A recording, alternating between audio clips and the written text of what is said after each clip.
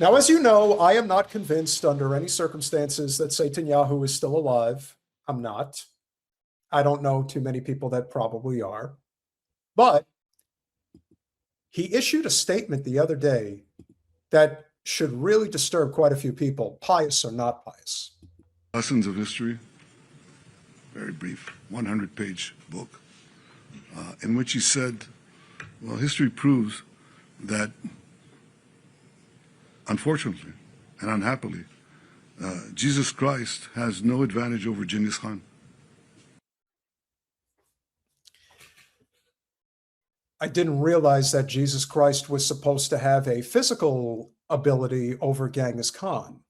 Now, I don't know why you would use that as a reference to whom most people on this planet regard as the savior of mankind versus arguably, based on volume, the greatest butcher who ever lived. Now, is what Netanyahu, assuming this is even real or when this was actually produced, is he surmising this notion of my God's bigger than your God, especially down here? I don't know what he's getting at, but what I can assure you is that this man, I mean, he doesn't believe in anything. But what he does like to do is constantly remind people of how much he likes to denigrate Jesus Christ of Nazareth. Okay. Just keep doing what you're doing. The end of this fallacy that is Zionism can't come fast enough. And as I said, I do not have any sympathy for what happens to people that not only have supported Israel, but are continuing to do so. The clock is ticking. And especially if I surmise that Netanyahu is no longer alive, if that is the case, the Hasbara is going to get worse because now it can just be AI generated or pre-recorded. Who knows how many of these supposed press conferences he's done? And then they just bring them out when they feel it's necessary. But he's got more to say. Because if you are strong enough, ruthless enough, powerful enough, evil will overcome good. Aggression will overcome moderation. So you have no choice. If you look at the world as it is today, you have to be blind not to see that the democracies led by the United States have to reassert their will to defend themselves and to... Okay, I want you to listen to what he said one more time and listen carefully, because he's always telling on himself. Aggression will overcome moderation. So you have no choice. If you look at the world as it is today, you have to be blind not to see that the democracies led by the United States have to reassert their will to defend themselves and to oppose their enemies in time while there's still time. Now, this son of a bitch wants you to believe that the Palestinian people, the Iranian people, and so on, they're all enemies of civilization. And we must remove them. For if we don't, we might cease to exist. Well, you're going to cease to exist. We in the United States are making a collective effort. That's what we do here at Revolutionary Change. We are making a collective effort.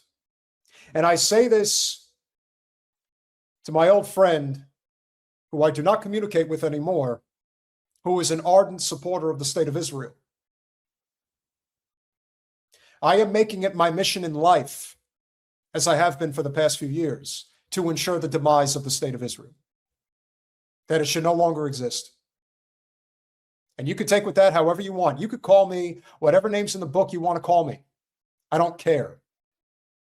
Doesn't mean I hate Jews. Doesn't mean I want to see Jews killed.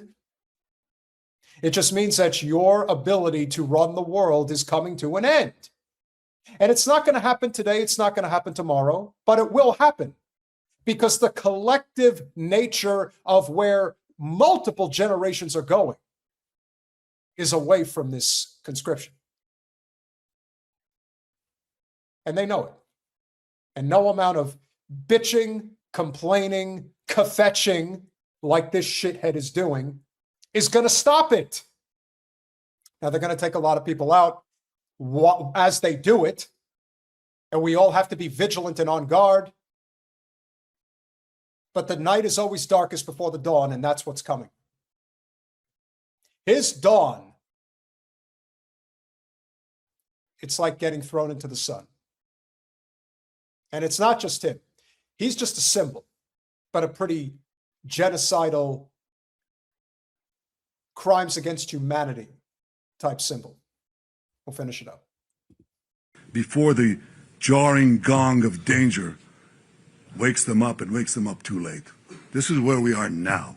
The fact that people don't see that, the fact that a lot of the news media are harking on a lot of fake news, but also a lot of short-sightedness, and do not see the historic period and the historic struggle that we are engaged in now, doesn't obviate these truths. There are no truths. There's just lies. And you're one giant lie. You have been, and your entire ideology has been the most detrimental against humanity in the past century. Now, I know a lot of people like to say that the U.S. is Israel and Israel is the U.S., and in many ways that's true, but understand where it comes from. It comes from the State Department. It comes from the Israel lobby. The Americans as a whole are not on with this, probably never were. They were fed a bunch of Hasbro lies that they ate up because we are the most propagandized nation in the world. But make no mistake, ladies and gentlemen, we are faced with a very real situation here where there is this sort of great awakening that's happening, and they have no way of controlling it anymore. And they don't know what to do. It's like they've gone through the 5 stages of grief, and yet I'm not really sure what stage they're at. It's like they're looping back and forth. What stage of grief would I call this for Netanyahu, assuming he's alive?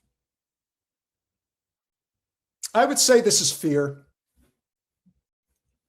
This is more of a fear stage that he's stuck in right now. And I don't necessarily believe that he's necessarily the one emitting fear. He just knows that his own people are in a lot of trouble. Because the one thing that they have been accustomed to doing for a long time is punishing people for questioning their ideology. And they've been able to get away with it. People have lost their ability to make money. People have lost their ability to maintain friendships and family relationships. And the amount of pillaging we've done all over the globe in the name of Judaism, or not even Judaism, it's blasphemized through Judaism, but it's Zionism, which takes advantage of Judaism as well as Christianity. And this is what they've done. And part of the reason they go so hard at the Muslim communities is because they don't buy into any of this. They never did. It's much like with Chuck Norris. Oh, Israel, such a great place. You mean the place that shouldn't have existed in the first place? We can account for our own shortcomings, our own history, things that we've done wrong, and we can right those wrongs. There is nothing wrong with having a strong military, provide for the common defense. It's in our founding documents. Running roughshod all over the world. George Washington knew of what he spoke. That's why he's so heralded throughout history, despite his flaws.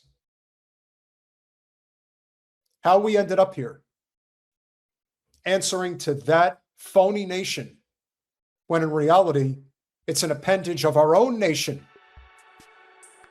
That's how we're here.